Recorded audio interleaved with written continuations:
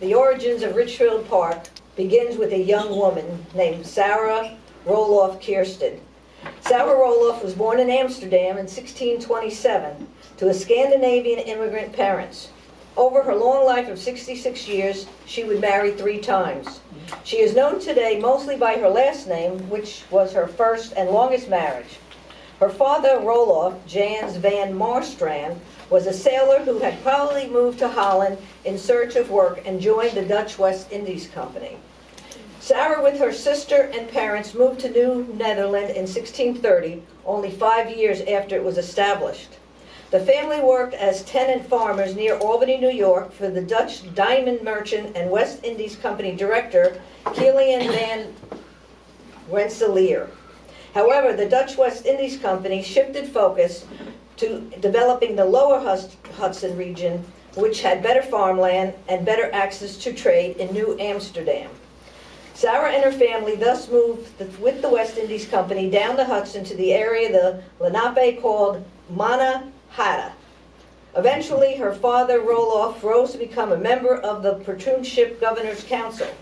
Shortly after the move, in 1636, the family received title to some 65 acres of land of their own, entering the higher social class of free farmers.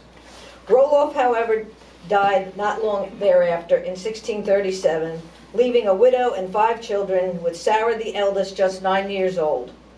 Sarah's mother, Annick Jans, ensured that her children would continue to rise through the colony's social ranks when she married in 1638. She selected as her new husband the New Amsterdam minister, smart woman, Bogartis, that was his last name. Sarah's marriage to the West Indies Company surgeon Hans Kierstead in 1642 also provided entry into the small colony's uppermost ranks, which was comprised mostly of wealthy merchants and officers of the West Indies Company. Sarah's sisters and her aunt also married into the colony's higher echelons. Even her grandmother enjoyed a position of influence and respect, working for the company as a midwife. Although left fatherless as a child, Sarah and her sisters lived among the colony's elite from a young age. Sarah's marriage to Dr. Hans Kierstead took place when she was only 15 years old, much earlier than young people married back in the Netherlands at the time. Her age at the marriage highlighted the pressure that female settlers faced to wed at a time when white men continued to outnumber white women. Her husband was 10 years her senior. Her first son, Hans, was baptized in the Dutch Reformed Church just 2 years later. The couple would go on to have 9 more children, 2 of whom died young. The family lived by the river's edge in New Amsterdam on Pearl Street. Hans died in 1666, and Sarah remarried 2 more times, outliving them all. Yet Sarah is best known for something quite different. She worked as a translator in negotiation with the Manhattan and Hudson Valley original inhabitants, especially the Munsee-speaking people, which included the Lenape. Sarah interpreted at war talks, served as a conduit for news from native visitors to the colony's leaders, and developed a particularly close relationship with one of the region's most important Lenape Munsee leaders, Chief Oritam. Chief Oritam was born in 1577 on the Awapa, which is the Overpeck Creek. Chief Oritam was a prominent 17th century chief of the Hackasaki Indians, whose territory included northeast New Jersey and areas around Manhattan.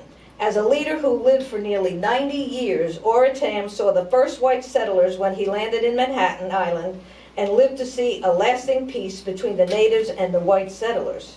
How Sarah learned to speak Munsee is unknown. Some have suggested she learned to talk to the Mohegan children while living near Albany as a girl.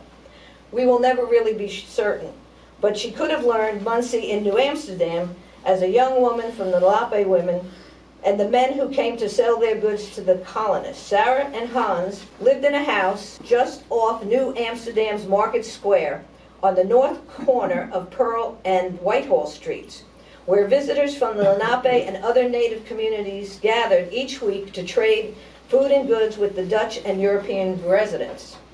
In 1661, because the market became so successful, the burgomasters decided to create an Indian trading house in front of Sarah's house where the weekly market with the Native Americans took place, thus making Sarah one of the closest neighbors when they came to town. It is possible she learned Muncie from these inhabitants. And this is a 3D model that is in New York, in the New Amsterdam History Center, and you can basically see, this is what it looked like. Sauer clearly learned the language well, acquiring the ability to talk about many things besides trade. As a surgeon, Hans needed to know about healing plants and herbs, and Sauer seemed to have helped him learn from the indigenous visitors what plants in their medicinal garden. Seeds from goosefoot and woodworm both were used by Native American herbalists as astringents and anti-inflammatories, which were found by archaeologists on Pearl Street at a site that were the remains of the Kiersted Garden. Since there are no indications that Dr. Hans Kiersted could speak local languages, it must have been Sauer who learned about the plants and their properties from the Muncie people. Descendants of Hans and Sauer later spoke that Sauer was known as the healer in the family. It's not clear when Sauer began translating not just for her husband and the family, but for the colonial government itself. Yet over time, as tensions increased between the Lenape and the land-hungry settlers, her language skills became so critical that historical records begin mentioning her by name. In July of 1663, Sauer was specifically named as a translator for the area's Lenape, Shesum, or the chiefs, in a series of treaty negotiations. However, it was the Hackensack chief Oratam with whom Sauer spent most time. Sauer translated Oratami's words in July 1663 when he informed the Dutch General Director that he had convinced most Lenape and Muncies to remain neutral in the Kingston area tribes fighting and not to come to the aid of the Aspesi Lenape tribe. Sauer also spoke for Oratam when he played the leading role, halting the hostilities between the Dutch and the Espes tribe, with final negotiations in July of 1664. Ultimately, Sauer would be well rewarded for her work, receiving land on Manhattan in 1670 from the colonial government and a huge parcel in what is now New Jersey from Chief Oratam in 1666. Although it's unclear how many years Sauer devoted helping Oratam and Lenape, she did receive 2,260 acres of land from the chief as a token of his gratitude. And it wasn't just any land.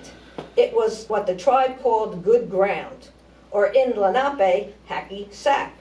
It was also land where Oratam had been born. Oratam's Turtle clan had deemed the area around present-day Ridgefield Park as good ground, as it was the first high habitable land north of the marshy Hackensack Meadowlands. The Hackensack Indians, under Oratam's guidance, maintained a village near the Tanquacu, which is a Lenape word for overpack, on the good ground of the Hackensack River Valley. In 1669, Governor Carteret confirmed the land claim of Sauer Rolfs Kiersted to the territory lying between the Hackensack River and the Overpeck Creek, now Ridgefield Park. Sauer had also been gifted a beaded pouch from the children of Oratam, which in 1985 was still in the possession of her descendants, Paul Hanaway family.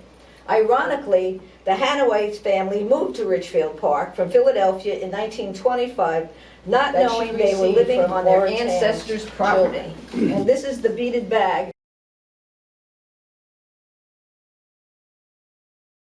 In 1685, Sauer Kiersted assigned the majority of her land in what is now Ridgefield Park, Jacobson Banta, who then divided the property into smaller parcels for individual settlement.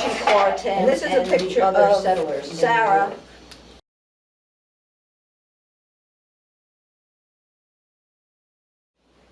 So the land had now been assigned to Mr. Banta, who then divided it. But on June 17, 1685, Heinrich Brinkerhoff acquired his parcel, which was Chief Oratam's good ground, thus becoming the first non-native inhabitant to live in Ridgefield Park. The settlement of the village had begun. Heinrich built his home near the Hackensack riverbank with the deed describing the location as Hacky Sack. which he and his family called Old Hackensack. The location of the home was immediately to the west of the current Elks Club. Local tradition says, to prepare his settlement on his new purchase, he and his two sons came by canoes by the way of the Hackensack River up to the location. Heinrich Brinkerhoff was born February 25th, 1629 in Amsterdam, the son of Joris Brinkerhoff. He arrived in New Netherlands with his family and parents in 1638. He married Colise Bloemgart and had 10 children, and upon his death in 1710, the property in the village was divided by two sons, Jacobus and Derek. The property stayed in the family until 1861. Sauer's Kierstead land, early in the 1700s, were now farms owned by the Brinkerhoffs, the Paulisons, the Christie, the Bogarts, the Zembranskis, the Hazeltons, and the Westervalds. And there's a map of that over there that you can look at on the way out. The population of the village was now part of the Hackensack Township, and it had less than 100 people up until the 1870s. The 100 individuals basically included all the farmers and their employees. In 1870, Ridgefield Park was still farm and woodland with few estates. It was then that the city folk from Manhattan would start to make Sunday excursions to the park, so named because of its woods and rolling greens to the water's edge of the Hackensack River. In 1871, the village encompassed the southernmost portion of the original Hackensack Township, stretching from Hudson River to Hackensack River. And that's when we became part of the township of Ridgefield. The village was now beginning to emerge from its farmland beginning.